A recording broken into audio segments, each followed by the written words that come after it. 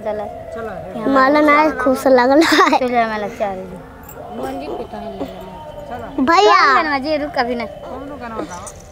कौनो गाना हम पुरन के भाई गाई पुरान के गाओ चला ए तो हमरे गाना में डिस्टर्ब ना मैं तो ढोलक पे डाल कुछ कहीं नहीं चला जाए वो अपने ये शुरू में बेटी छोड़ लगा नहीं ठीक है चालू है काम मम्मी के गटैया ना जाता तो निचवा देत है तो मौसी गप गप गा लेता रे निचवा आटा गाते ता अपन माई लेकी अच्छा जा चलो रट टूट गई है ना भैया